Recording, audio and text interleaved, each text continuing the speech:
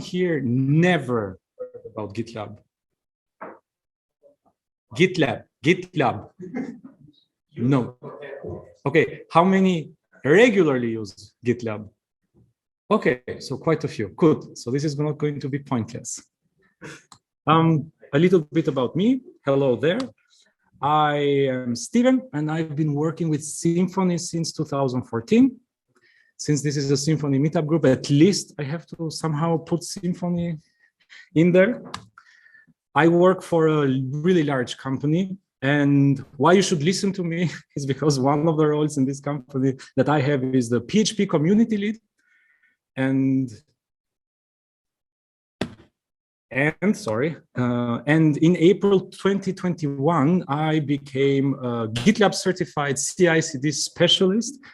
It's in my, yes, was very hard. But it sounds much more fancy than it actually is, because what this actually tells you is that I know a lot about GitLab docs rather than every possible implementation that you can do with GitLab, which can come in handy because usually people are like, can I do this and can I do that? And I'm like, I think if you Google this keyword, you will find the solution.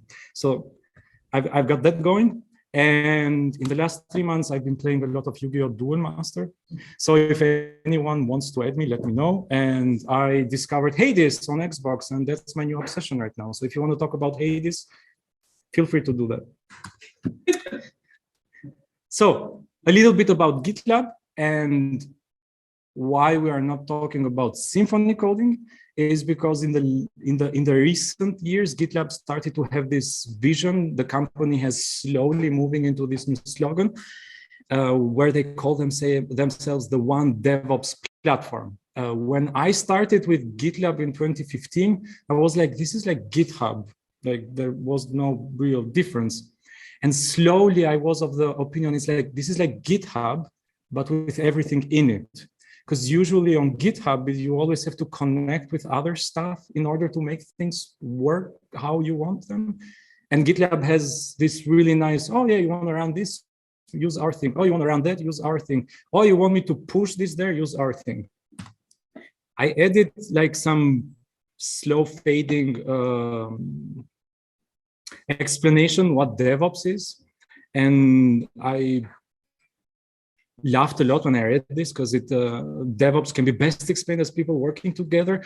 Not my experience. DevOps is mostly like whoever gets it is stuck with it. Like nobody wants to work together. But the other part is true because you want to deliver secure software as fast as possible. Mostly it's as fast as possible rather than secure. But you kind of works that way. And the other thing that GitLab says about themselves, or at least they market themselves, is that instead of pulling together different points of solutions, you can just have everything encapsulated in GitLab.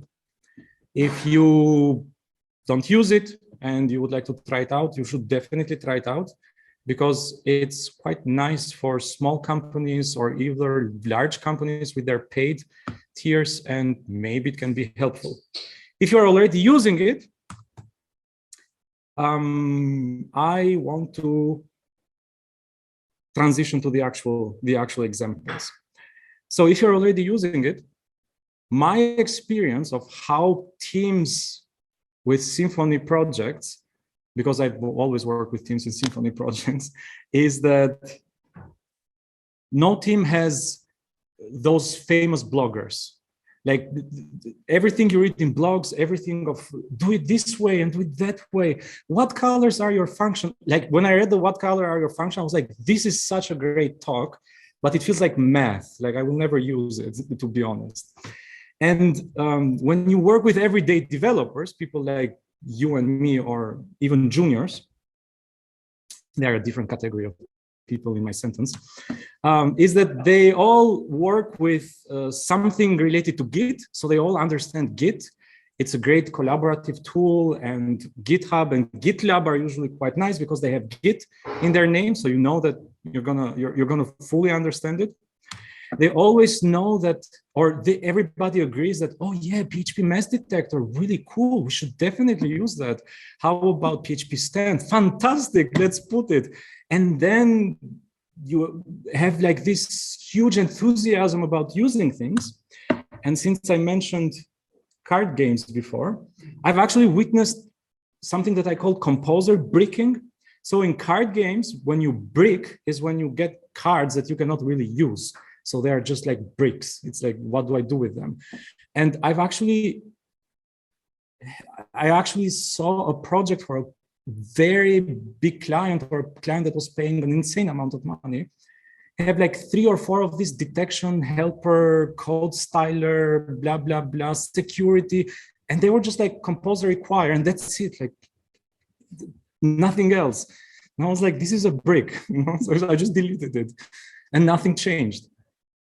So for this talk, I am using a project that I showcased last year. So if you remember it, very good for you. And if you don't remember it, there's like a really long video about it on the link on the link if you click here. And very short about it, I don't know if you can see the GIF. It's super dumb. It's 3 entities. It has authors, books, and publishers. And you can create publishers, authors, and books. And then you can connect books with authors and publishers. And that's pretty much it. And it's a very good project because it does enough to show how you can supercharge your merge requests in GitLab. And it's quite easy so that anybody can just fork and have fun with it. I created it. So the project was created last year with Symfony 5.2 or 4, I don't remember, but I recreated it for everybody today with Symfony 6.1. Also the link, it's linked in this slide. I will try to share the slide with anyone who wants them afterwards. Just let me know. What else? Yes, and the team who has developed this project, think about it like a team in your company. You just know that they exist. If your company is styled like that and they have this project and that's what they do, you just join them and you just see what they have done. Okay, so the first thing that we want to see is what is the current status? And what is the current status usually means test coverage. Since we talked about tests before, this is very nice for me, like in the test realm. And when it comes to test coverage, it depends exactly like what do you call test coverage? In this scenario, test coverage is your PHP unit HTML report. If you're, are you familiar with the PHP unit HTML report, like how it looks like and what it shows? Great. And how do we make it easily accessible? How do we make it up to date so it's always recent? And how do we make this as our starting point? Because, and now I have to stop this presentation and go to the site. 1 second. You can see the screen, right? Okay, so how it's working, or how I'm going to walk you through my journey, is that there are 5 projects and they're the same project. It's just that each project gets one new feature added to it. So if you would like to revisit this, just keep this in mind. Okay, we have a plain project. And is the internet going to work? Yes, good. So we have a plain project. It has some commits, even though here it says initial, and it does some stuff. And there's a GitLab CI defined, which means that this team, it's not super novice. They have a pipeline. If I open the pipeline, they have a test job. This is really nice. And they execute some tests. So they are doing, I don't know, something index action, listing author, listing books, listing publishers. And here it says that everything is fine. Usually as a new dev, somebody will give you a ticket, do something, or you are just playing around with the project and you think, oh, I can make this one thing better. So you just go and add something and you open a merge request. So in here, this person said, I see that there's an API object bus class, and this one only allows you to get everything at once. So I want to give it an API so that I can pop, just the last item that's inserted in the bus. And what they do is that they actually submit code changes. I have to say that the project is with PHP 8.1, but the code is compatible with PHP 7.4. And that's on purpose because it will play a little bit of a role. So what did this person do? He said, you know what, I want to have type properties and I want to add the pop API interface. And you open a merge request if we think that it's you, and then it's like, yeah, the pipeline passed. And you're like, wait, what? But like, there's a completely new feature. I didn't add a test and the pipeline is green. So it's really great that I didn't break anything, but this is suspicious. I don't know if this has happened to anyone, but if you start noticing that you are adding new code and the pipeline is green, that's like a very nice little red flag that's like, yeah, maybe your pipeline is not doing exactly what's supposed to do because you are introducing new stuff, and this new stuff, nobody knows, like there's nothing checking them. Like, are they even doing what they are supposed to do? Because usually with tests, there's the rabbit hole of what about this edge case and what about that edge case and what about this and what about that? And the minimum you are supposed to do as a developer is at least to check the happy path. So going back to what I was saying before is what's the status quo? So I would actually like to know about this project. What are these tests doing? How much of the project are they covering? And why can I just submit new code and the pipeline is still green? Like, is this even testing this project? Is it maybe testing another project and I don't even know about it? So what we do in this case, what I did in this case is we try to use the PHP unit coverage or the HTML coverage report. And I usually do this with my GitLab/Symfony projects by using a neat feature from GitLab, which is called GitLab Pages. GitLab Pages allows you to use a very special keyword for one of your jobs. And if you have static website information inside a folder called public, then it will publish it as a website and you can access it. In this case, I'm a little bit far ahead because you are looking at this nice badge here. But I want to go to the merge requests real quick. So the merge requests, the first one would be to add the coverage reporting. And the coverage reporting looks like this. First of all, I am adding in Composer, so you will see Composer log, Composer JSON. I'm adding PHP unit, PHP cov. Even though in this presentation there is only one job running just one set of tests, this will not be what you usually have. In my project that I'm working right now, we have about 20 different jobs, and each job has its own test suite. And what you can do with PHP cov is that you can generate partial report files. And these results, then you can just aggregate them all together. And this is what we are doing here. Even though it's just one job, we are generating this partial result, and then we hand it over to something else to compute the final result. And how we do this is, first, we update the test job that this team has. We are telling them, okay, I want you to run everything, and I want you to generate me the PHP coverage, and I want you to dump it into this file, which would be like coverage php test.cov. I'm also pre-creating this directory. Maybe this is necessary for you, maybe this is not. In this case, it's because I'm using a very stupid Docker image that I will hopefully have the time in the end to look into a bit. It's plain PHP 8.1. It just has Composer installed and pcov. So I'm getting the coverage with the pcov extension.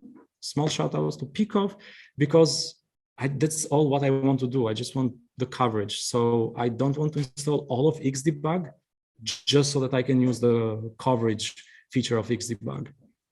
If you don't like this and you're like, what's up with this pcop, feel free to use Xdebug, at least use Xdebug 3, because that way you can just say, I want only coverage, because with Xdebug 2 and earlier, then your pipelines will be quite slow / resource hungry, because you will be doing a lot of unnecessary things. Good. What else? Then I'm publishing this as an artifact. And here's the main magic. So what is happening is that I'm declaring a job with the name pages, and this is the keyword job in GitLab CI/CD. If you declare a job pages, this is what GitLab will look into, whether or not you will publish a public named directory / folder with stuff in it, and it will try to push it somewhere into the interwebs. In this case, I am saying that I would like to only run this job in the master branch or main branch or default branch or whatever you want to call it. I just want a Git depth of 1, because in the end, like, I really don't care about the full Git history of this project. I just need to know what's the last state of the code and just generate a report out of it. And then I also use the coverage keyword. The coverage keyword, it's not really necessary to publish the HTML report, but it's quite helpful, because then you can add that nice little badge that you saw before. In the past, there were different ways how you did this. So if you are using GitLab 14, there used to be setting in the general, if I'm not mistaken. So if you go to settings, project general, there used to be an option where you could write this regular expression. In GitLab 15 and up, this is dropped. It's not available anymore. All you do is use the coverage keyword, and then you have to pass this regular expression. If you're afraid of regular expressions, God knows I am. Don't worry, because in the GitLab pages docs, there's a list of paste this there, and they have from Go, Ruby, Java, JavaScript, HTML, whatever. You will find which one you need to use. So what is happening is that I'm composer installing, not super necessary, but for this project, for this showcase, I just put everything as a composer dependency, and I just install it for job. And there are better ways how you can do this a little bit more efficient, but it's really not important. Then, because Symfony already has a public folder, I just move it and move it somewhere else. I'm like, begann, because I need this. I need this name for you. And I touch this file. I call it coverage.txt, because how the coverage keyword works is that it will look into the GitLab job output or log, or however you want to call it, and it will see whether or not there is a line in there that matches this regular expression. And in the end, I take the php-cov tool that I mentioned before, and I tell it, okay, I want you to merge me into text mode and into HTML mode, all the coverage files that you find in this directory. Even though in this case, there is only one file from one job in that directory, if you have 25 jobs and each job generates its own file, then this will just aggregate everything together. After I do this, oh, by the way, sorry, I forgot to say something. When you use the HTML, option, you specify a directory where everything will be dumped, not a file, because you can have other coverage standards. In this case, there's text and there's a file. There are other ones, like, if I'm not mistaken, JUnit, cobertura, blah, blah, blah, etc., etc. And they all usually accept a file where they dump stuff. The HTML one is the only one that accepts a directory. And in the end, I just do a simple cut. So I cut this coverage text file, and I grab for the first hit of the word lines. And that's usually the one that measures how much, which percentage of your the entire source code is covered by tests, because that's the one that I would like to report. And you upload the paths public, and this job runs. So the pipeline that I ran in the merge request is just the one about test. And after this was merged to the main branch, there was a new pipeline here. And the pages job ran. And all it did was what we just talked about. You will notice that here on the side, you have this nice keyword, coverage, blah, blah, blah. This is the one that comes from the keyword. And it will also say that uploading artifacts as archive coordinate to coordinator. Something was successfully created, and that's it. You could browse them from here if you're familiar with GitLab artifacts, or you could do the really cool thing. It's you can go to the objects, to the project settings, and you can add badges. There are 3 badges I think that you can add by default in GitLab. There's one for the coverage, there's one for the pipeline status, and there's also one for the release. So if you are using the API from GitLab to also create your release versions, you can all have them very neatly positioned right on the top of your project. You can also use custom ones, but for the custom ones, you always have to go and scour a little bit the internet, like how do I link this here and how do I link this there? How it looks like for the coverage one, it's like this. I just name it coverage. I link it following the example. In my case, I have hard-coded the link completely. You could also use this sort of, so you can use placeholders or variables, or not placeholders, variables, but I sometimes find it a little bit like, why? It's just one project, so it's one path, it's not going to change. And then I filter for the last job pages. And I want to stress this a little bit because we will have to add another job very soon. And it mostly has the same or body definition as the pages job. What this will, and I also link it here. So the link here is very specific. If you go to GitLab docs about GitLab pages feature, it will tell you that this is how they auto-generate the URL of wherever they push this static content. You can have ways of defining it. Maybe you want to push it somewhere private. Maybe you want to use gitlab.com, not gitlab.io. I usually find it a little bit pointless because it's like, most companies have their own self-hosted instance. So it's like, yeah, I just want it on my company's domain. So I'm happy. How it works is that it's always username or usergroup.gitlab.io / and then there's the project slug. I do this and then the badge gets generated. It actually can read from the pages job, from the coverage that we had on the side, that we have a coverage of 8.2%. Woohoo! So yeah, I actually did this on purpose because think about a multi-million euro project that had the coverage of 7-point-something%. And it was like, yes, we have pipelines and they're always green. And I'm like, you're testing like 3 classes. Obviously, they're always green. It's like you have no idea what else is happening. Okay, back to the project. And I'm going to click the badge. And then you get this really nice dashboard that everybody should be familiar with. If you have never seen it, that's what it looks like.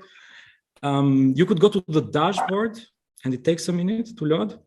And there you get even more passive-aggressive indicators about what's your crap cap and whatever. You could also use this. For example, here it's saying that, okay, your author class really would need a little bit of coverage because it's doing way too much and crap hits the fan really fast with this one.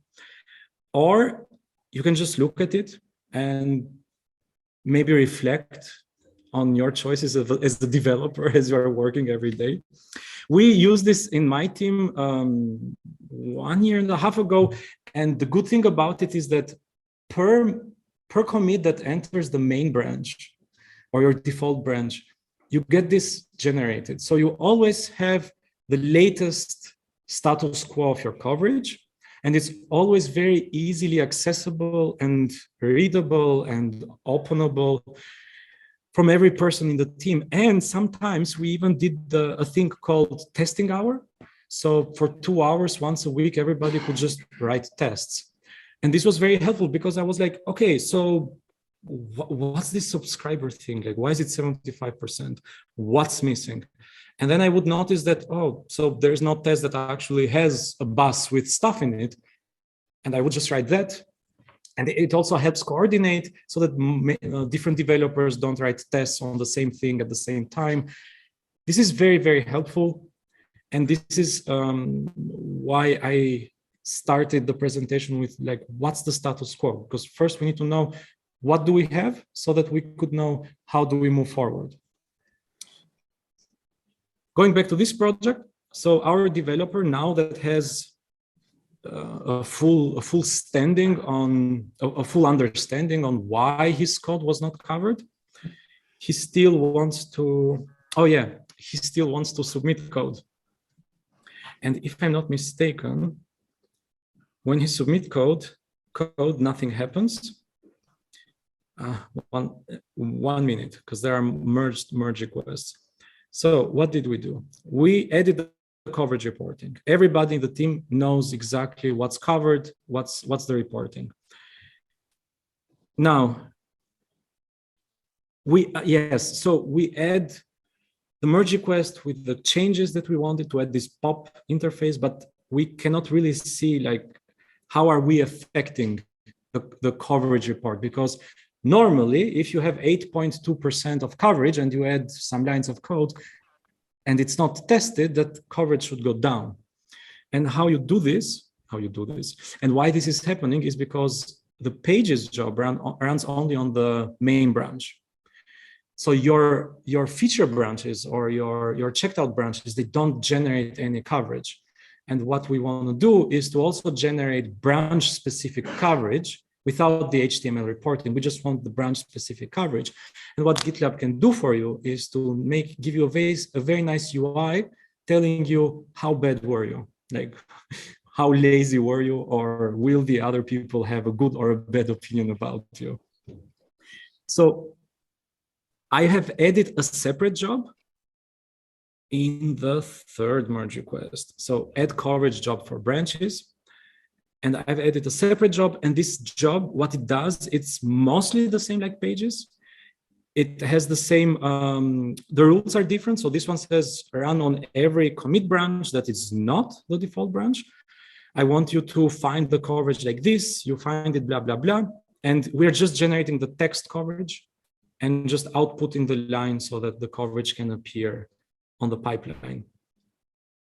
And now, now we have this. It's the same. You could do this a little bit faster without the composer installed, but I really don't want to go into how to make pipelines faster. What we wanted is this. So it says coverage 8.2 and actually makes sense because this specific job is just adding one CI job, so there is no source code changes. The coverage should be the same. If I go to the merge request though, now GitLab is quite interesting because it says, okay, your test coverage is 8.2% in this merge request, and it's changed by 0%. There's also a very nice question mark here. You can go and click it and you get the full documentation about what this is. And this is super small, but very, very powerful, because I have seen firsthand that usually, depending on how your team is organized, in my team, we have 1 or 2 people who are allowed to merge, because in the past we had everybody was allowed to merge, but if everybody allows everything, then it's really not a good idea. What happens is that, let's say you have 1 tech lead or 1 dev lead or 1, whatever your company calls it, TTL. They don't have to go and be like, hey, you lowered the test coverage. I'm going to the other. I'm really sorry because I have these Zoom things here on the screen and I have to go like the long way. So now that I also have the test coverage for my job, there's this red thing here. It's like, oh, you lowered the test coverage by 0.04%. It's trivial, but still, a lot of colleagues, they usually are like, oh no, they will see this. So it's a little bit like, maybe it's not fair because you are doing like shaming tactics. But everybody's like, no, I cannot have this. At least it has to be great. So they actually go and add tests for their new code. Or if the test is too complicated, they will ask for help, etc., etc. And if nobody is actually doing anything, if you have like this sort of mechanism where somebody has to approve / merge it, you can just leave a comment like, yeah, please add a test code for this, add a test case, sorry. At a test case for the code that you just submitted. This is like the small first thing that it's quite easy to implement, and it has nothing to do with your project. You could be running whatever project you want. If you saw, we only had 2 CI jobs added, but they relied on the PHP cov / PHP unit tools. If you're not using this in your project and you're using, I don't know, Codeception, you're lucky, because Codeception, I think, has PHP unit under the hood. Never use it, but I think so. So you will probably be able to find this. And usually, I go by the motto, if you can think about it, someone else already implemented it. So if you want to have some test coverage for your alternative tools, probably there's another developer who already has built the tool for it. So you would need to hook the tool with the one line of code that you need on your GitLab CI. And then you can have this very nice, hey, you added, you are doing things in the red. Red is bad for some reason. This would be the first, so the first easy thing to do to supercharge. Now it's a little bit charged. We are getting there. And where are we? Oh my God. One moment, I need to remove this. Good. So for the test coverage and GitLab pages, I'm just happy if you remember that you can have this nice project badge, which makes it so that everybody who has to deal with the project immediately sees what's the coverage and has a way to easily access it with GitLab pages and just see the last updated or the most recent or the most like the actual up-to-date report. I think in one project, the last updated report was like 7 months ago because it was a job that ran on a schedule, Jenkins on a server that somebody decommissioned. So there was just like a static page of 7 months of here's the coverage. And the last thing is that you can actually use the information about your coverage diff directly into the merge request UI.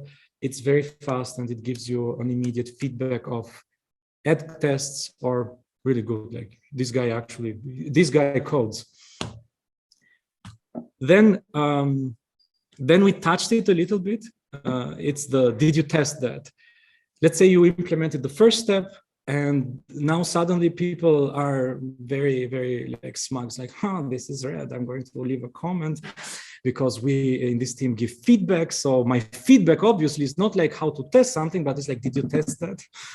And GitLab has a very nice widget or tool in its ecosystem where it relies on cobertura in order to visualize what actually was tested. And I'm going to give you a very, I think, easy to understand example why it is important to see what was tested. So it's the same project.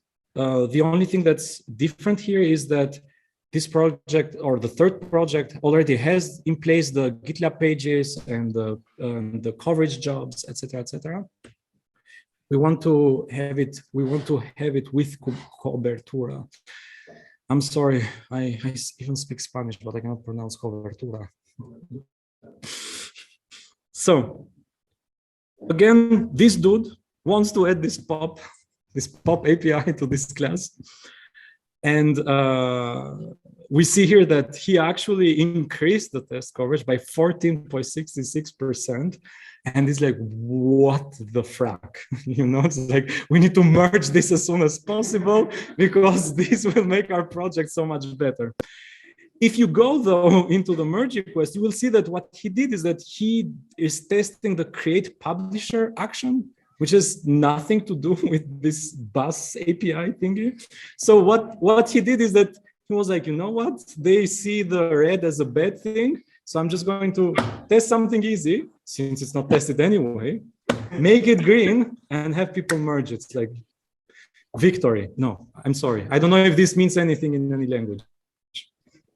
Culture / whatever. I am victory. Is this victory?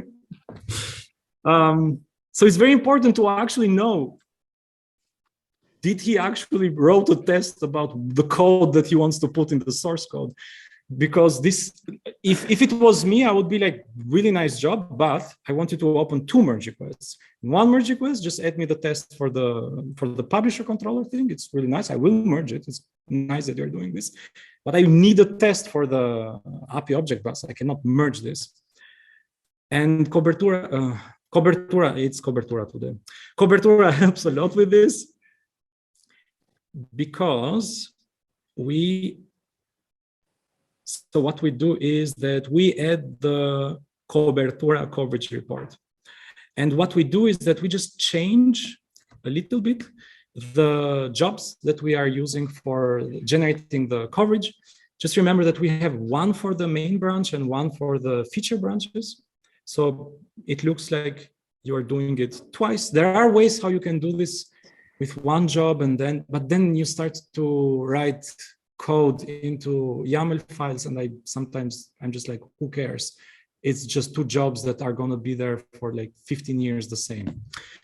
So we tell in both jobs that when you generate reports to me, I also want the Cobertura standard, and I want you to write everything that we're generating into Cobertura.xml.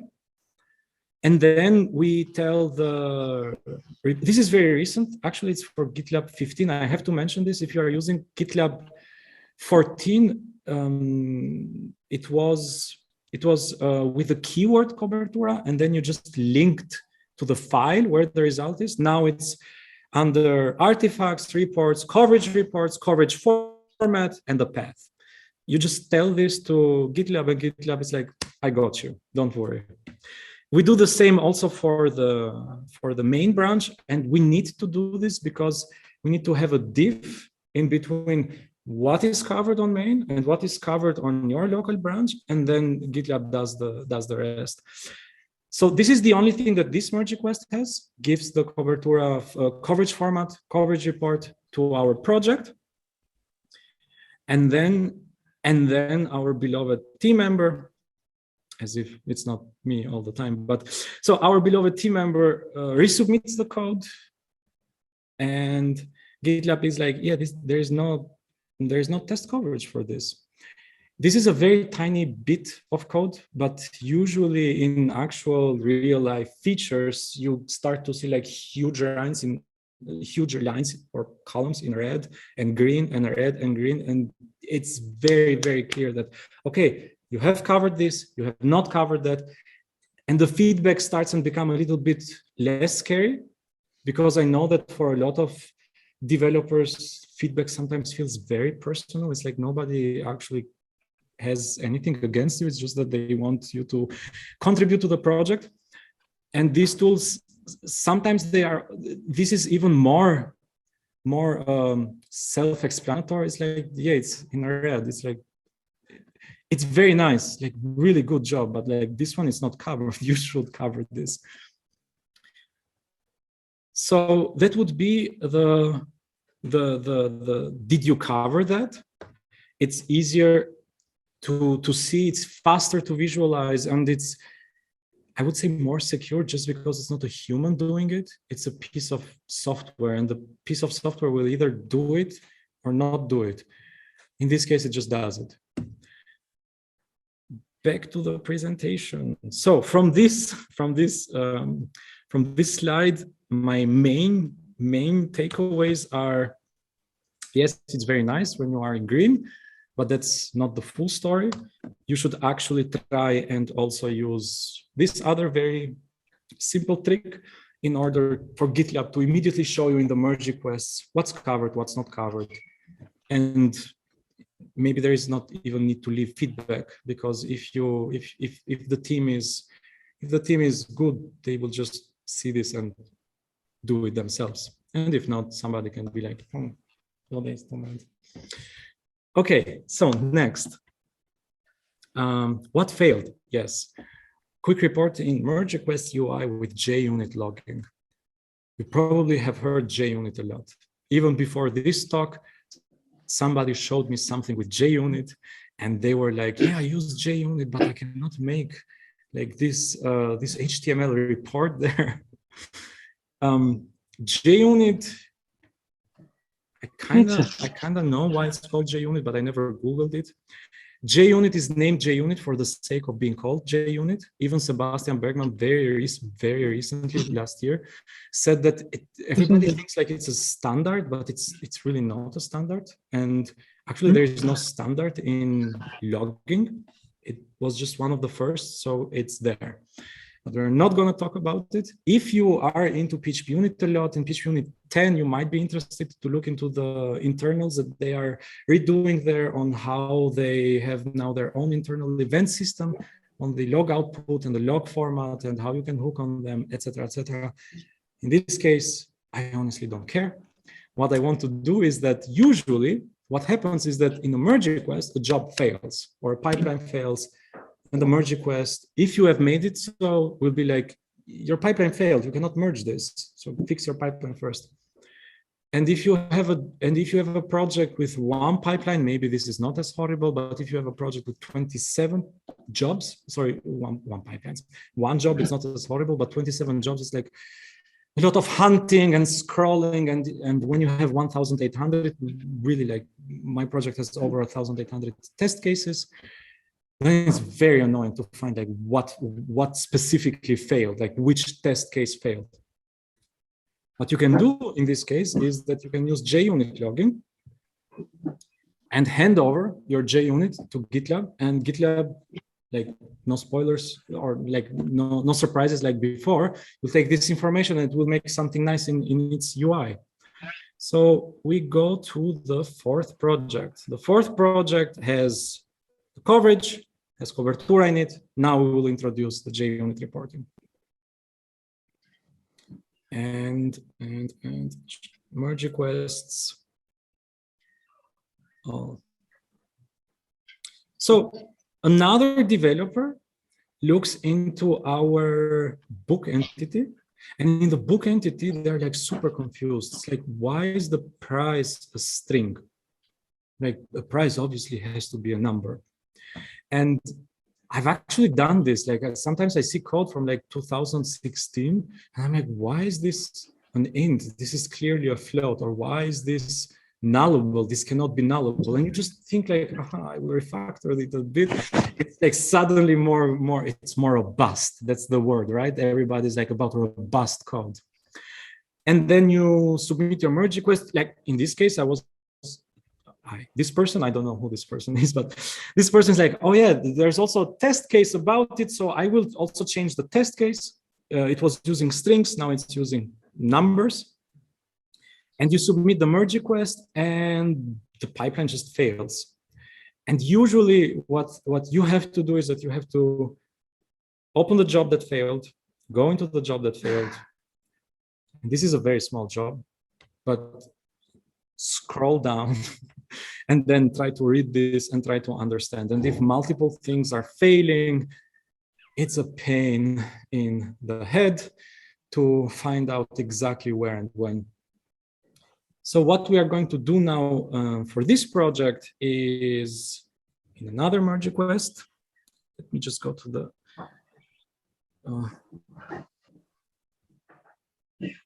second merge request. So we are going to tell GitLab, hey, our project already has PHP-UNIT. So our project can already generate JUnit XML files. Can you do something with these?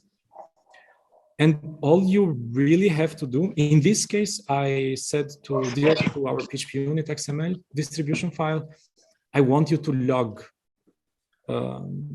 JUnit. I want you to generate JUnit logs, not log JUnit, but I need JUnit logs.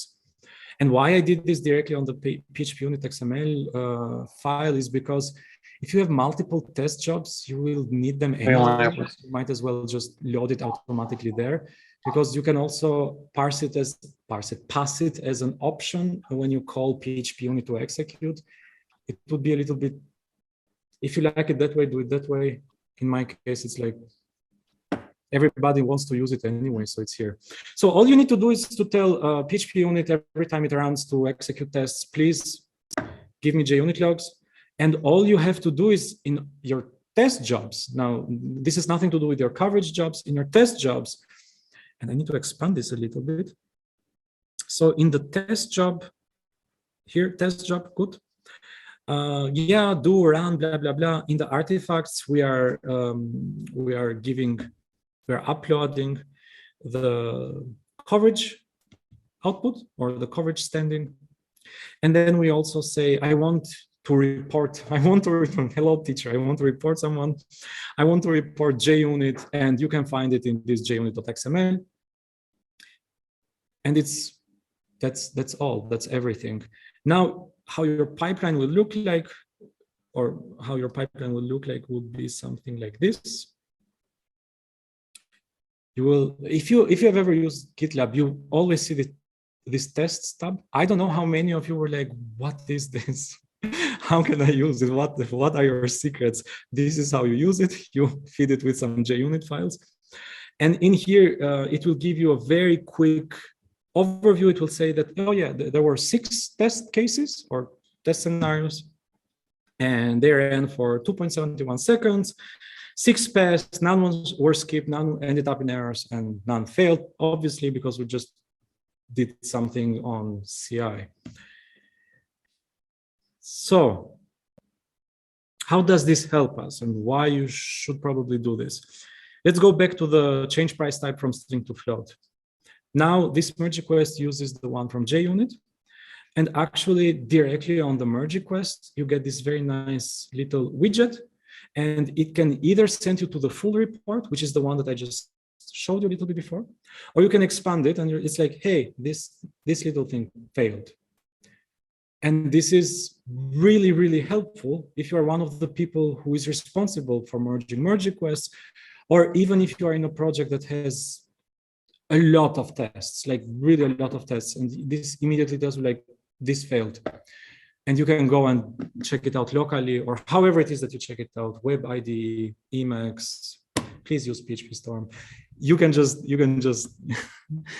find out what's wrong. There's like a little bit less of annoyance into hunting error logs into web pages and scrolling up and down and like going back and forth.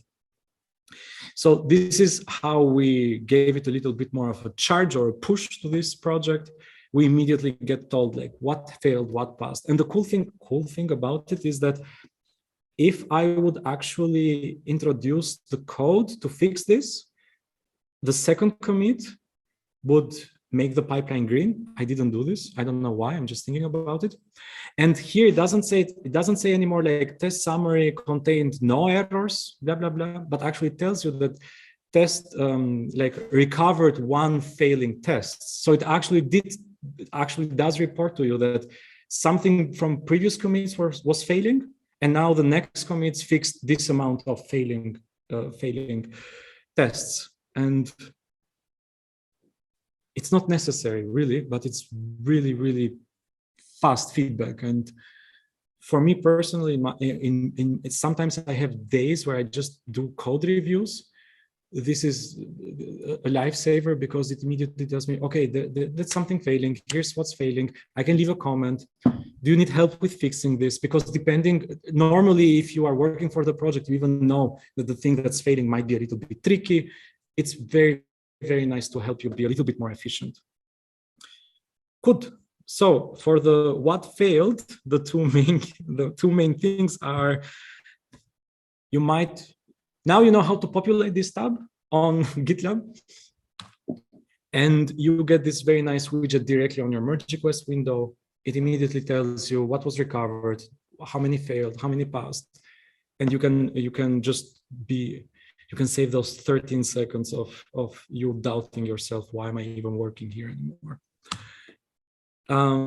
Then this is a true saying that happened with somebody just pushing code, and someone was like, no, wait, we have some standards here. This is also something very small that you can do that really doesn't have so much to do with your merge request. I think the other ones are more directly related to your merge requests, but this one is more directly related with your code quality. And that's also how GitLab calls it, even though they use two names for it on that very short.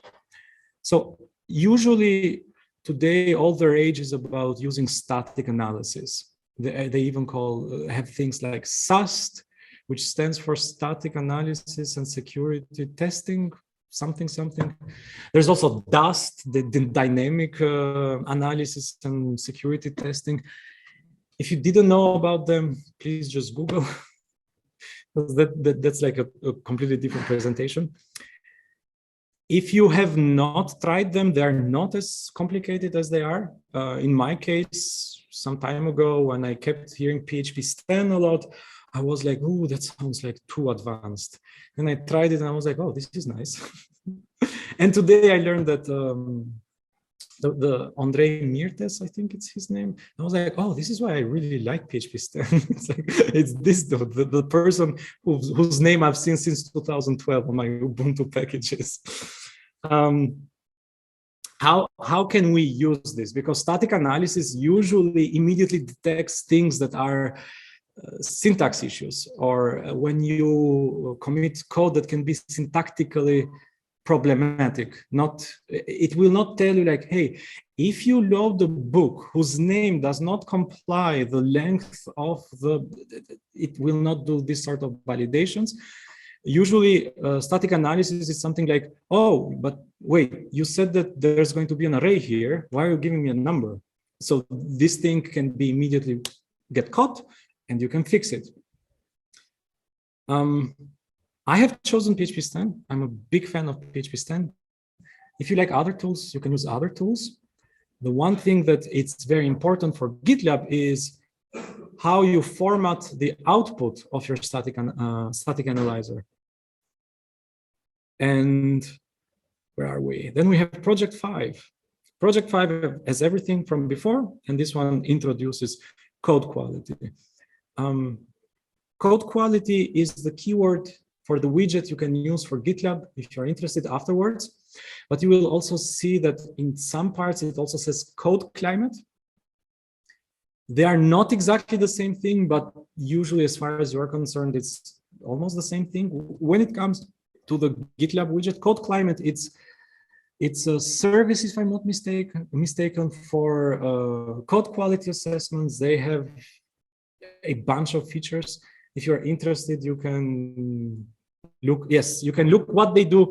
We don't care. So what we want to do is we want to generate our static analysis report into a code climate format so that the code quality widget of GitLab does something nice with it. Where are we? Merge requests. Okay, so what happened here is that, what did I do? Oh no. So what happened here is that there was a merge request and it was accepted.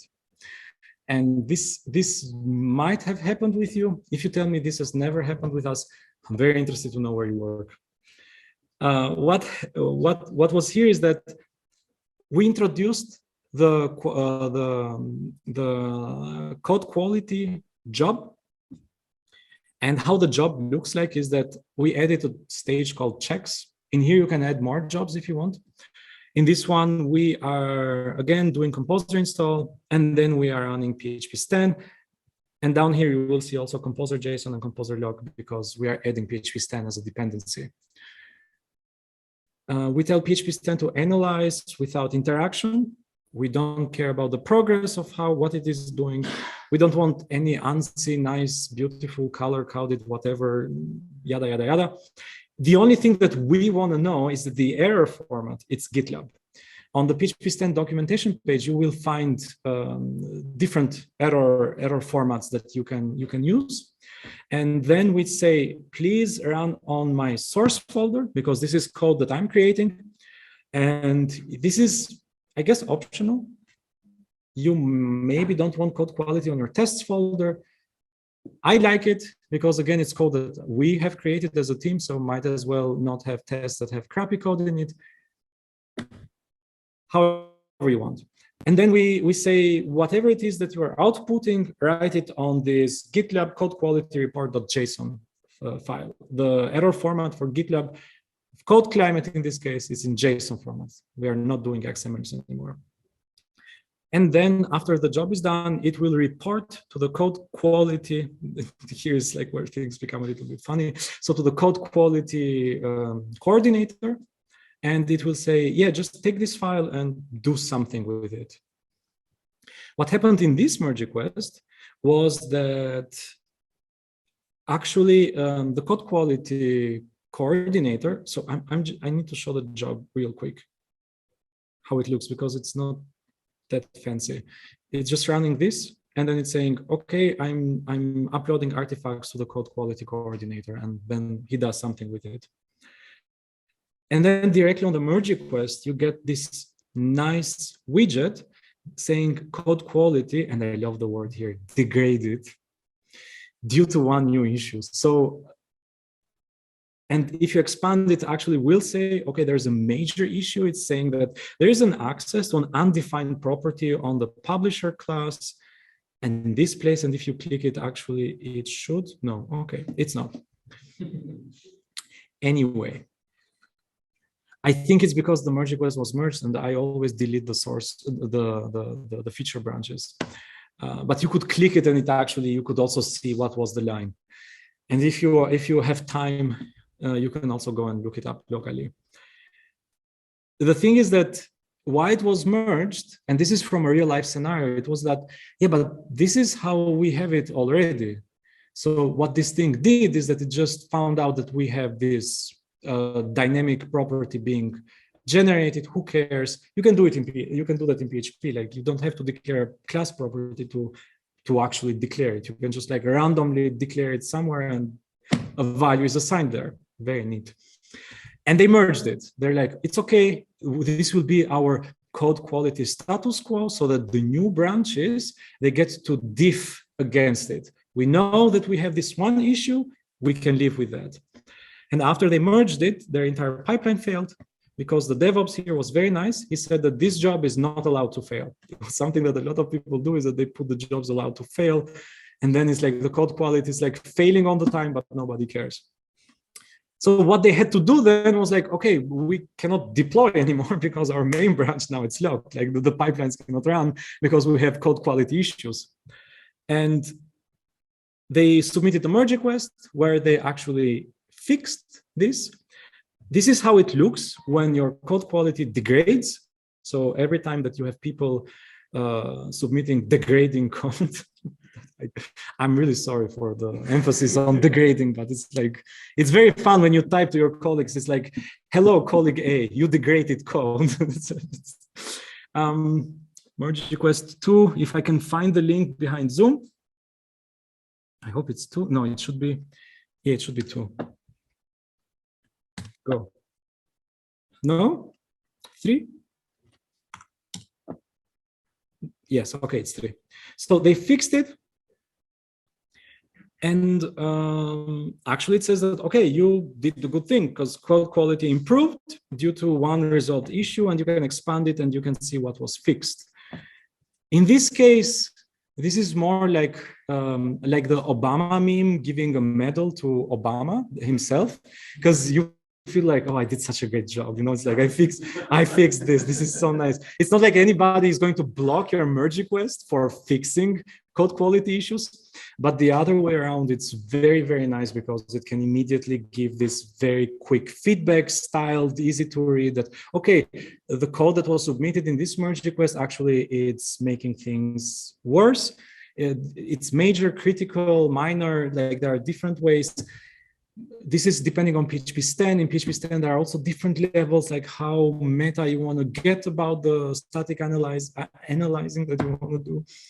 And I'm using level 0 here because I think it's just enough to like get the point across.